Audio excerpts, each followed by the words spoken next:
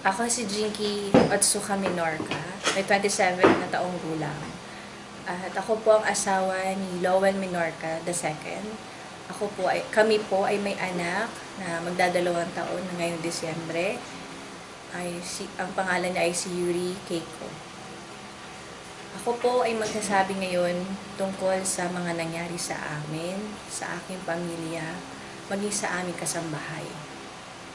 Nagsimula po ito ng July 14. Kami po ay pinatawag ng aming tagapangasiwa at ang text sa amin para kami papuntahin doon ay si Kabien ng technical ng distrito. At nasabi po sa amin ng gabi pa lang po ng Lunes ay pinapupunta kami sa distrito. Kami naman po ay nag-abala na kami po ay nag-aalala, bakit po? Tinanong po niya ang mabasa, may message niya, ngunit hindi po ito sumasagot. Nang kami po ay pumunta na kinabukasan, around 10 AM po yun, pagbaba po ni Lowell, siya lang po yung pinapasok dun sa loob. At kinausap po siya, mga halos 1 oras din po yun. Pagtapos nun, bumalik po siya sa akin. At ang mukha niya po ay talaga pong nag-aalala. Sabi ko sa kanya, anong problema? Bakit tayo pinatawag? Anong dahilan? Meron bang kaso? Sabi po niya, meron daw po nag-ulat sa kanya na isang kapatid na sumamba daw po sa lokal namin noong Sabado at ni-record po yung pangangasiwa niya at sinabi na meron siya nalaktawang 2 talata. At dahil doon, siya po ay mawawala ng karapatan, sabi niya. Siyempre po, ako po'y nag-alala at nangamba na baka mamaya nga ay magkatotoo yung sinasabi niya, sana naman ay wag. Kaya po, yun, pinagsasalaysay po siya at pinagagawa ng salaysay tungkol po doon kung ano yung magiging sagot niya sa ulat sa kanya. Nang tinanong ko siya kung nakita mo ba yung ulat, sino yung nag-ulat? Sabi niya, hindi po pinabasa sa kanya. Wala daw po pinakitang ulat sa kanya, kundi verbal lang po na sinasabi sa kanya. Tapos po noon sabi sa kanya na magsalaysay at kami ay manalangin at huwag niyang kukontakin ng kahit na sino. Pagtapos po noon, hindi pa po niya nasisimulan yung pagsasalaysay, ay nagnalangin muna kami sa loob ng kapilya. At pagkatapos ay bumalik sa sasakyan at nagsulat na po siya ng salaysay niya. Maya-maya po dumating na po ang Kabien. Ang sabi, pinatatawag daw po ako ng ka-Erning, ng ka-Ernesto Mabasa. Kaya naman po ako nagpunta, sabi po ng Kabien, wag daw po ako magdadala ng kahit na anong gadget. So tataka naman po, bakit naman po, ano pong masama? Anong meron, bakit bawal naman magdala ng gadget? Pero sige po, sumunod pa rin ako. Pagpasok ko po doon, nakita ko po doon si ka-Ernesto Mabasa at saka si ka-Israeli Gatchalian. Yung O1 po namin at saka O2 po ng distrito namin. Ako po ay sinabihan na meron daw po ulat kay Lowell patungkol nga daw po doon sa may nalaktawan siyang 2 talata. Sabi niya, natatandaan mo ba o napansin mo ba kung meron siyang nalaktawang talata? Sabi ko po, hindi ko po napansin sapagkat hawak ko yung anak ko habang kami sumasamba.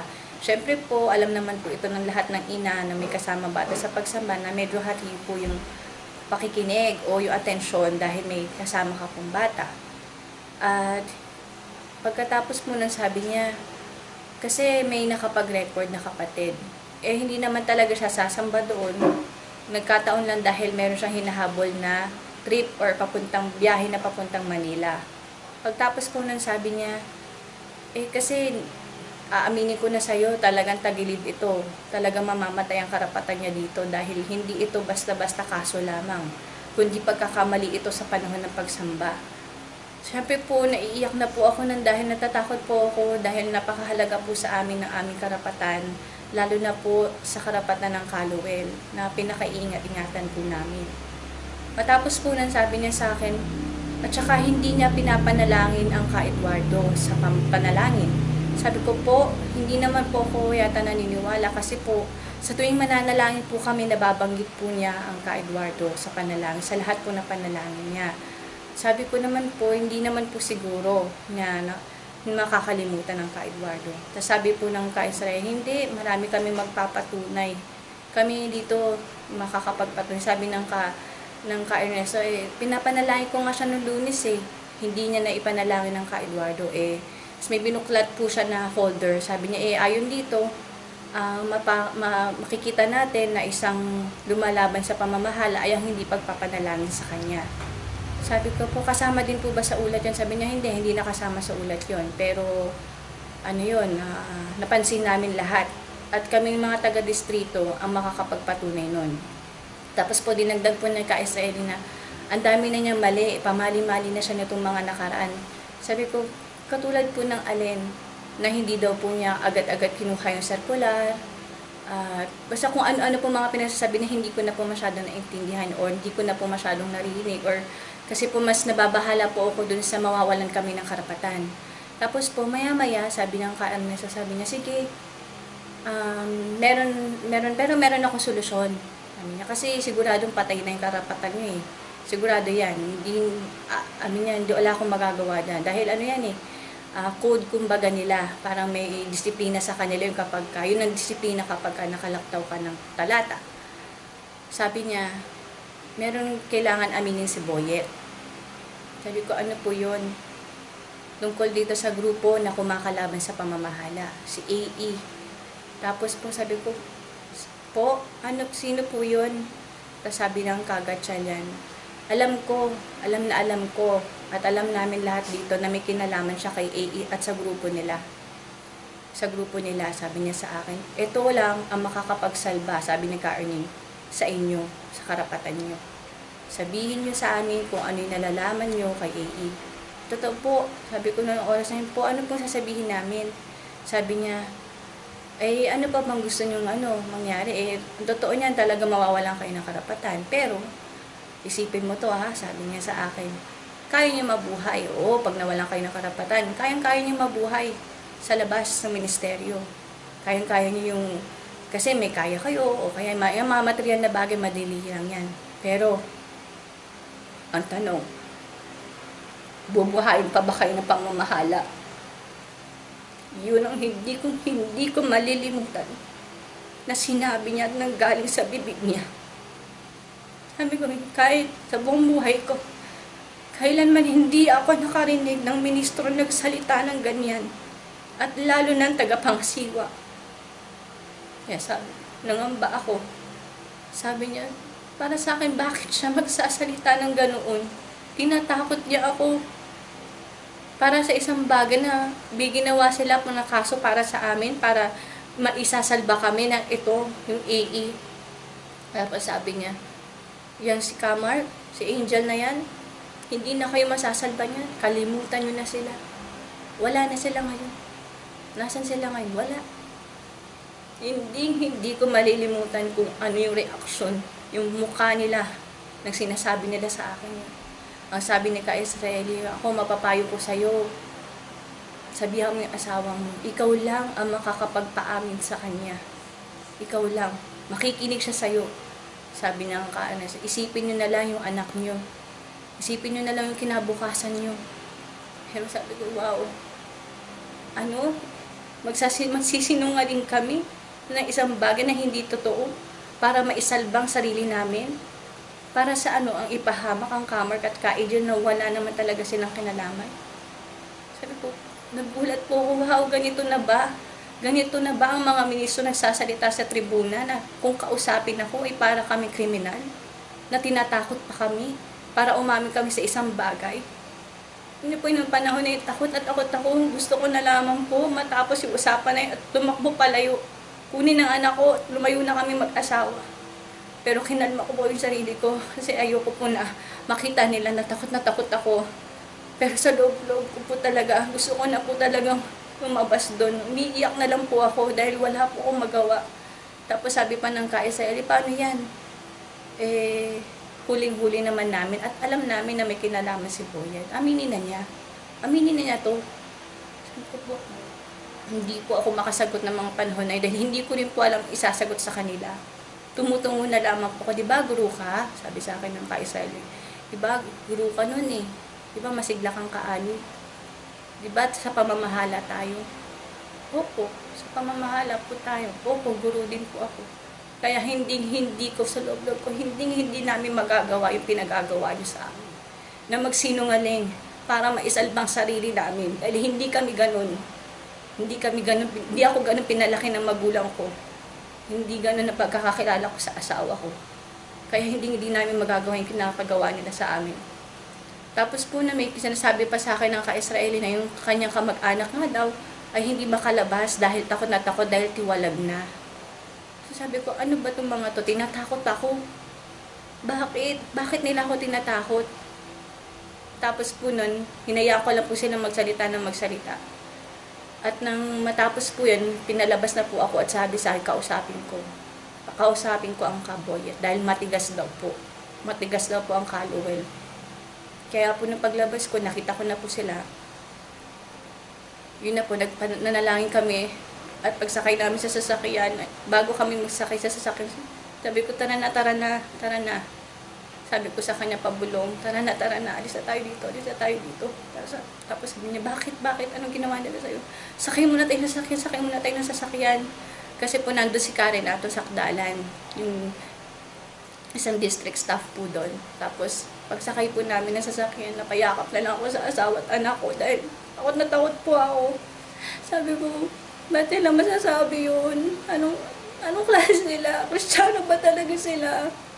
Ba't ganon? Bakit nila sasabihin na bubuhayin pa tayo ng pamamahala? Ano yun? Ano ibig sabihin nun? Kaya po sa sobrang takot ko po nun.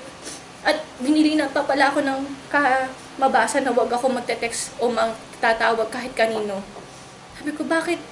Anong meron? Takot na po ako na inaaya ko na po yung asawa ko, tara na, alis na tayo. So sabi niya, hindi tayo pwedeng umalis. Tapusin natin. Tapos po nun, nagsalaysay siya. Tapos nagte-text na po ako sa aking mga kaibigan, sa aking kapatid na mahal ko kayo, kung ano man ang mangyari sa amin.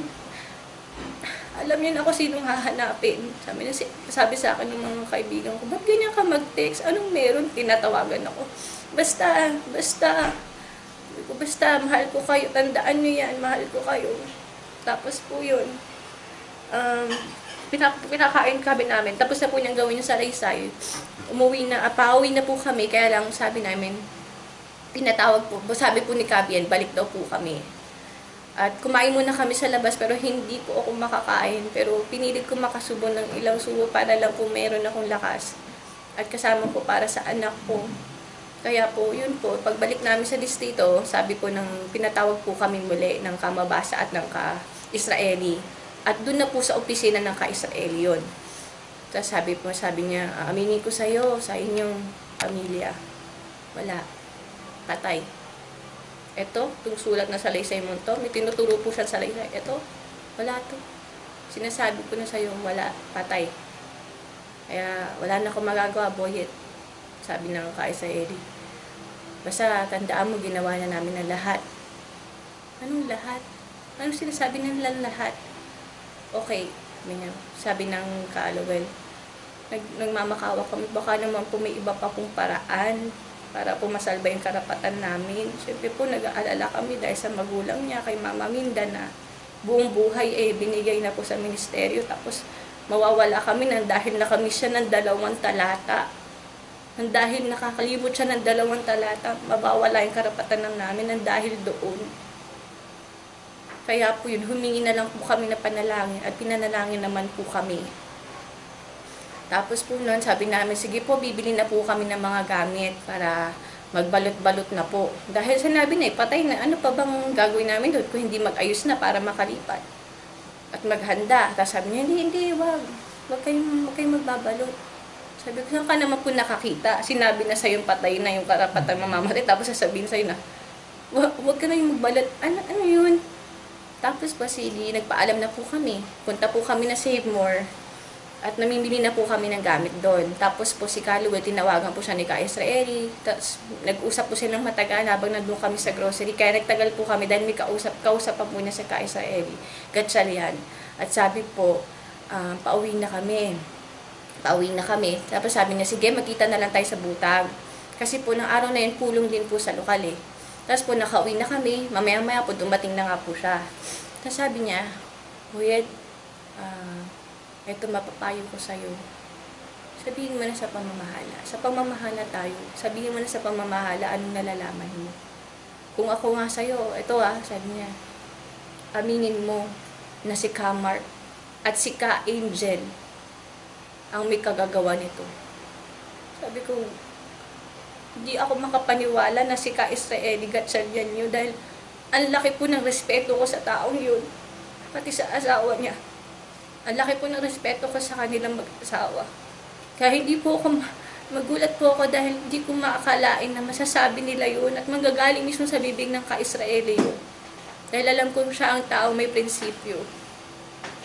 Tapos po, nagsabi ko, boss, baka naman po meron pang magagawa, baka may iba pang paraan para masalba kami. Sabi niya, manalangin ka. Tapos po yun, pinadalangin po niya sa lokal. Tapos po, umalis na po siya. Mag-antay na lang daw po kami ng pasya. Tapos po noon, hindi pa rin po talaga kami mapakali ng Kaluwel dahil nga, syempre po, sino ba naman ang mapapakali na alam mo mawawalan ka ng karapatan. Ilang beses naman na po nangyari sa amin to na halos hindi kami makatulog dahil inaantay namin ng pasya. Kaya po, sabi po sa amin, sabi po ng isa po nagsabi na, kung ako sa'yo, punta ka na sa kung ako sa'yo, baguhin mo yung salaysay mo. Baguhin daw niya yung salaysay niya. Kaya po, nagpasya kami na, kasi hindi po ko talaga kami mapakali, punta kami na distrito para makausap mo diyang Ka Ernesto. Kaya po yun, nagpasabi po kami na kung pwede namin siyang bisitahin, puntahan.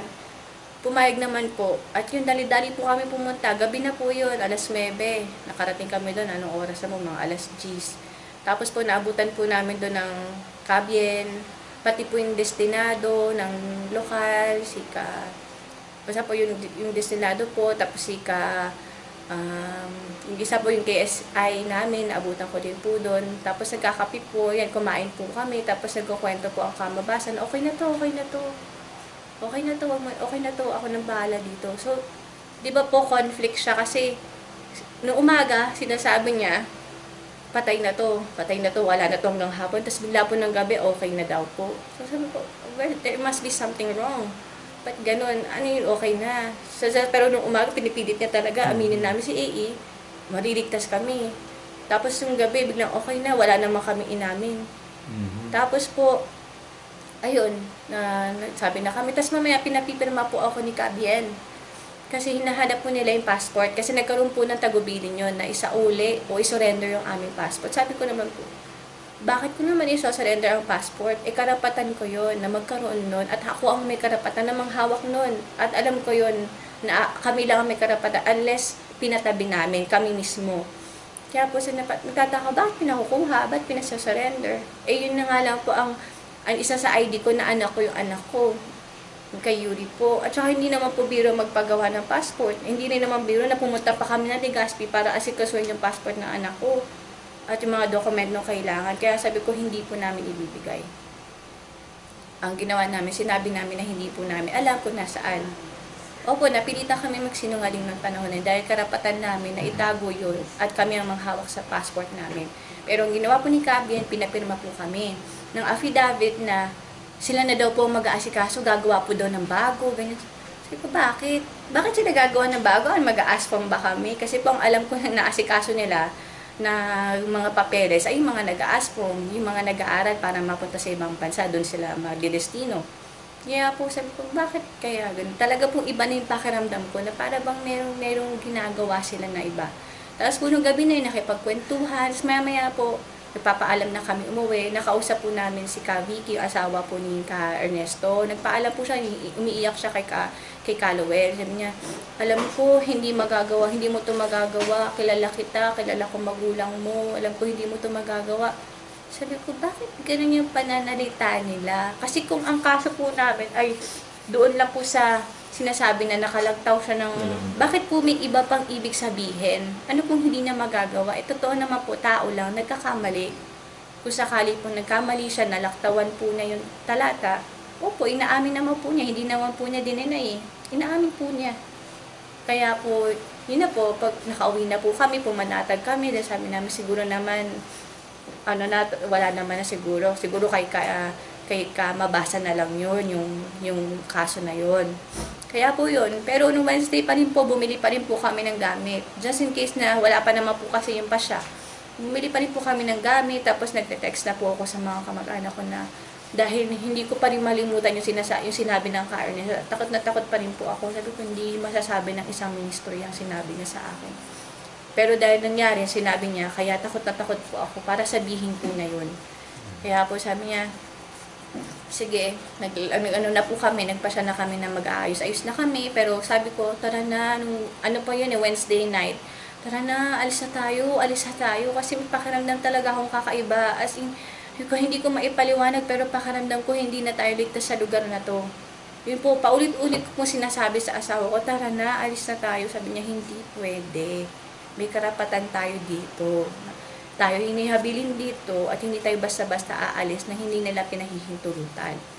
Sabi ko, sige na. Pinapapayag din po niya ako. Bigla po ng madaling araw, bigla po nag-text or nag-message sa kanya si Kabien. Madaling araw na siguro po, mag-5 na po yun.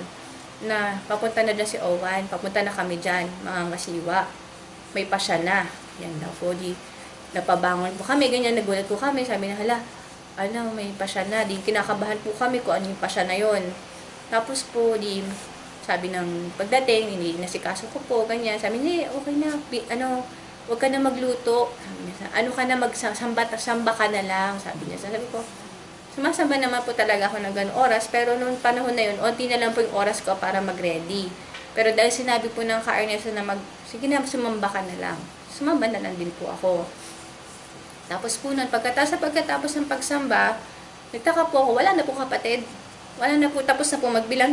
Usually po kasi nagbibilang sila dun sa lugar namin. Kasi po meron po doong ginawa kami lugar para doon sila makapagbilang na maayos. Pero po dahil nandun sa ka-Ernesto, kumakain po doon. Tapos yung kasama po niyang dalawa, si Karenato at si Kabien, wala po doon sa tabi niya. Tapos sabi ko, ay Bi, tawagin mo na sila. Sabi ko po kay Carlo, tawagin mo na sila para kasi lumalamig yung soup. At mabasa kumakain na po. So mamaya-maya, lumabas po kami, hinanap ko po, wala ng tao. Bakit gano'n? Parang unusual po kasi usually, marami pa rin pong kapatid doon. Pero nawala po sila. Tapos po, tataka na ako bakit wala yung sasakyan ni Owan. Sabi ko, Bi, wala yung sasakyan ni Owan. Tapos si Kabien, hinanap, nandun po sa seawall. Kasi may seawall po doon kung saan, doon lang po may signal ng Smart. Mahina po doon yung ibang network, kundi Smart po yung malakas doon. Pero pachamba-chamba or Glow pa minsan. Pero doon po sa seawall lang meron. Kasi sabi po nila nahaharangan daw po ng seawall, yung signal. Kaya po, doon sila nagpunta. Tapos bumalik po si Callowell. Ako din po, ng best din po ako lumabas. Tapos mamaya-maya sabi po sa akin ni Kamabasa. Siya po kasi bumalik ulit. Sabi niya, teka, tingnan ko nga si Karenato, si Kaatoy, kung tawagin po. Kung nasaan na. At tagal naman kasi, nag-antay nga po kami, nakakain sila. Tapos sabi ni Kamabasa, nagkukwento siya sa akin. So maya-maya sabi niya, ikaw kasi kinonsinti mo siya. Kinonsinti mo yung asawa mo. Tapos the way po niyang sinabi yun, may ibig sabihin po na, sabi ko, oh my God, parang ano na naman yung sinasabi niya. Siyempre po, hindi ko pa rin maaalis sa isip mo kung yung sinabi niyang yun. Kaya po, maya-maya po, pumasok na po. Sabi ko, tara dito po tayo sa loob dahil mainit po doon sa may kinakainan niya. Pumasok po.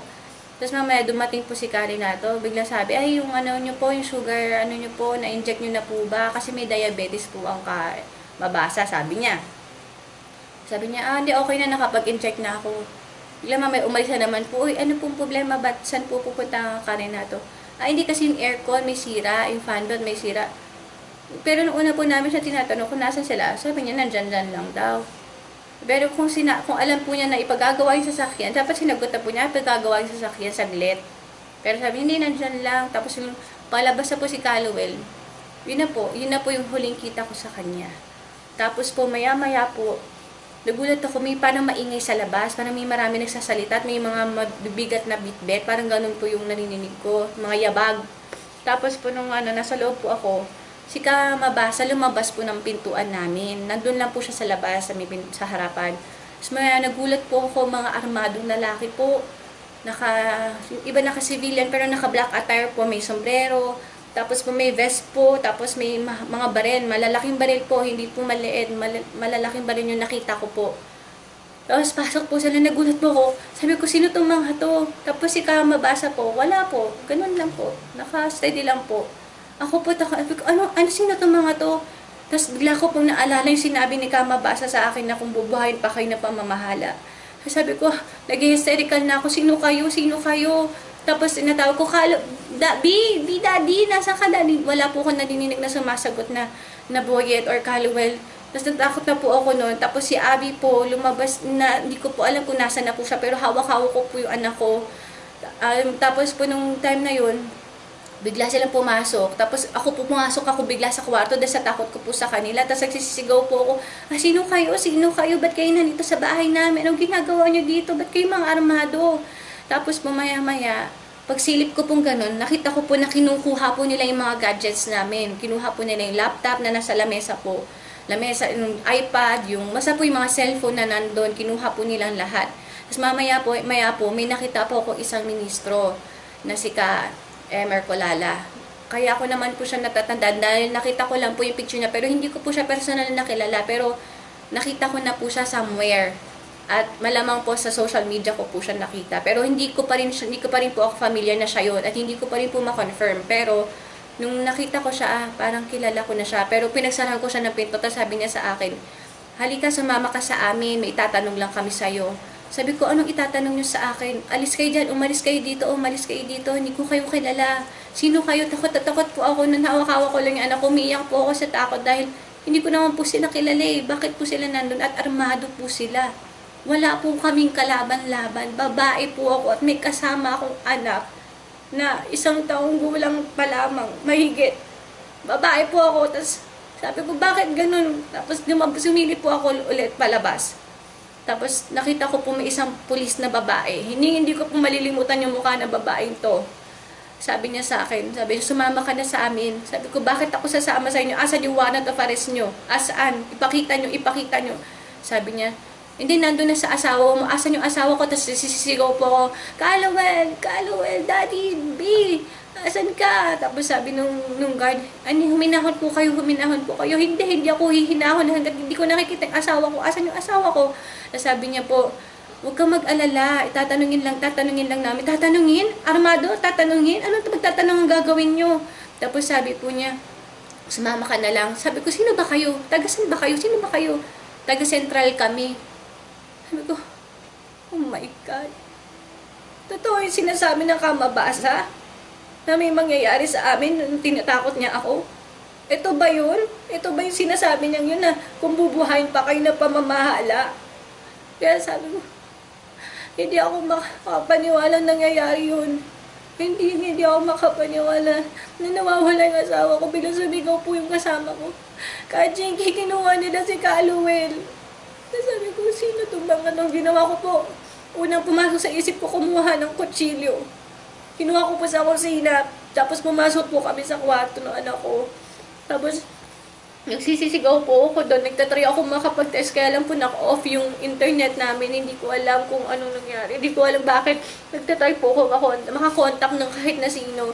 Pero dahil wala naman po signal sa bahay, kailangan ko po lumabas. Para makapag-text kanino man, para maipalam na may nangyari sa amin doon. Tapos po, similip pa rin po ako, nakita ko po nandun pa rin si Kamabasa. Tapos sabi ko sa kanya, Kamabasa, sino po yung mga yun? Nasa kalmado lang po siya. Hindi mo mababaka sa mukha niya na nag-alala siya o natakot siya. Siyempre po naman, kahit sino naman po na pumasok sa bahay mo na armado at hindi lang isang tao, marami sila, 3. Mga 3 lalaki, tapos may iba pa na, tapos meron pa pong kumukuha sa akin ng litrato. Sabi ko, sino tong mga to? Bakit kailangan akong kuha? Sabi ko doon sa kumukuha, bakit mo kinukuha na ng litrato? Bawal ang ginagawa mo ah. Anong ginagawa mo? Bakit kinukuha ng mga gamit namin? Nagsisigaw po ako doon. Tapos po sabi ni Kamabasa, kumalma ka lang. Wala silang pinakitang warrant of arrest? Wala po silang pinakitang kahit na anong papel para ipasama yung asawa ko. At pinasasama din ako, pero sabi ko po, hindi ako sasama sa inyo. Wala kayong maipakita na legal itong ginagawa nyo. Kaya po, nung maya-maya po, nag-antay po kami ni Yuri sa loob ng kwarto. Tapos po, Wala po ko maiisip na iba kundi ayusin yung gamit ko. Sabi ko na ako, kailangan ko makalabas. Kailangan ko makatawag. Tinignan po, sabi ko, nakapasok na po nun si Abby. Sabi niya, Jinky, ang dami pong tao sa labas. Wala na po si Calloway. Kinuha po nila. Sabi ko, nakita mo ba kung anong daladalang sasakyan? O saan siya sinakay? Nakita mo ba? Sino yung mga yun? Sabi niya, hindi ko po nakita. Sabi niya, tumakbo na lang po ako dito. Tapos may isa pong lalaki na tinutukan po ako ng baril. Yung pagpasok po nila, hindi po nakababa yung baril nila. Kundi po nakataas po ng ganito. Kung baga po sa titingin, ay handa na po silang bumaril na sino man. Ako po at ang anak ko lamang ang nandoon at yung kasama kong kasambahay namin na babae. Ano pong laban namin sa kanila? Kung baga po na yun sa isip ko, nananaginip ako. Nananaginip ako, hindi nangyayari ito. Hindi nangyayari ito sa pastoral mismo. Hindi ito nangyayari sa pastoral. Katabing-katabi lang namin yung kapilya. Bakit ganun sila? Kaya nilang gawin yun. Hindi ko hindi ko malubos ang maisip na kaya nilang gawin yun. At nung sinabi ng babae na central sila, central, at nag-connect na po yung sinabi ng kamabasa sa akin na kumubuhayin pa kayo ng pamamahala. At yung sinabi ng babae na taga-central sila. At tatanungin lang daw nila ang Calloway. Pero mga nakabaril. Tatanungin lang po. Tatanungin lang siya. Wala po silang kasamang barangay official? Wala po. Basta po, natatandaan ko po yung babae, naka-police attire po siya. Naka-police attire po siya. Apelyido? Hindi ko na po napansin yun, pero alam ko po, pag pinakita yung picture sa akin, hindi po ako magkakamali. Alam ko po. Tapos po yun, nung napansin ko po na wala na po sila doon, lumabas po ako dahil kailangan ko po talagang magkasignal. Kailangan ko makatawag kung kanino man, lalo na sa mga malalapit na mga kamay-istro namin, malapit doon na maaaring sumaklolo sa amin. Tapos po nun, paglabas ko po, nakita ko po yung sasakyan ni Kamabasa, nandun pa rin po. Tapos may isa pa pong van na nandun, green po yun. Tapos po, sabi ko, naku, kailangan ko magkasignal. Tinignan ko pa rin po, inantay ko sila na kung saan sila pupunta. Bigla po umalis na Kamabasa. Ang ginawa ko po, dali-dali po kami ng kasama ko, si Abby po. Sabi ko, tara, alis tayo, punta tayo doon tayo. Saan tayo pupunta, Jinky? Basta punta tayo sa seawall. Marami na pong tao doon. Marami na pong tao doon. Kaya po, yung mga tao doon, halo po yan. May kapatid, may sanlibutan. Tapos po, ang unang ko po nakita, pagpunta ko po sa seawall, nandun po si Emer Colala. Nandun po siya. May kasama po siyang isa na hindi ko po siya kilala, pero payat po yung kasama niya. Tapos nandun po yung tatay ni Abigail. Ang pili po namin, si Kabobong. Nag-uusap po sila. Kaya po, natakot po ako nun, bakit sila nandoon? At hindi ko po makalimutan, dahil siya po yung kumatok sa kwarto at pilit na kausapin ako at pinasasama po ako. Tapos po nun, naghahanap ako ng signal, pero wala pong signal talaga, hirap po yung signal. Kaya sabi po nung isang kapatid doon, Jinky, ano po nangyari kay Calloway? Sabi ko po, nakita niyo po ba na kinuha siya? Oo, nakita namin. Bakit? Sino yung mga yun? Bakit po siya kinuha? Tapos po sabi sa akin, kailangan niyo po ba ng cellphone? Na may load po ba kayo? Sabi ko, meron akong load, kaya lang wala pong signal. Meron po ba kayong ibang cellphone para, or smart, o ano ibang network para makita natin kung talagang walang signal po? Pinahiram po ako ng kapatid, nanginginig po kami sa takot. Halos hindi po na maiabot sa akin yung cellphone, sa katakot po. Kilala niyo po yung kapatid? Kilala ko po si Ka Odette po. Sa kapatid po namin yun doon at naging teacher po yun, principal po yata. Basta po maging teacher po siya. Tapos po, nung time na yun, kasama po niya doon yung kapatid niya, si Ka Juliet. Ang bahay po ni Ka Juliet, katabi lang din, halos harap at katabi lang po ng kapilya. May pagitan lang po ng kalsada, pero makikita po yung gate mula sa tindahan niya. Kaya po, yun nandun po sila sabi, ano nangyari kay Calloway? Pinag-uusapan po nila doon, ano po nangyari kay Calloway. Tapos po, hanap ng signal, tinatawagan ko po yung mga kasama ko doon. Lalo na po yung kaibigan ko, si Jayan Estrada, si Joan Estrada po. Taga-Irusin po sila. Tinatawagan ko siya dahil malapit lang po sila sa amin. Tapos hindi po sumasagot. Si Kuya Nolan Olarte, tinatawagan ko din po. Wala din po sumasagot. Ring lang po na ring. Sabi ko, nakinabahan na po ako na baka may nangyari din sa kanila. Kasi maya-maya po, dumating po si Kamabasa. Lumapit po doon sa seawall. Nilapitan po nila ako. At si Ka Renato. Tapos po, sabi sa akin, sumama ka na lang sa amin. Alika na, huwag ka na dyan. Tapos, wag po kayo lalapit sa akin. Yung kutsilyo po, pinahawak ko po kay Abigail noong panahon na yun. Pero sa kinuha ko po sa kanya, Abi, akin yung kutsilyo. Sabi ko, wag po kayo nalapit sa amin. Wag po kayo nalapit sa amin. Dahil sa panahon po yun, tulirong-tiliro po ako. At siya po mismo nagsabi sa akin, diba? Siya po yung nagsabi sa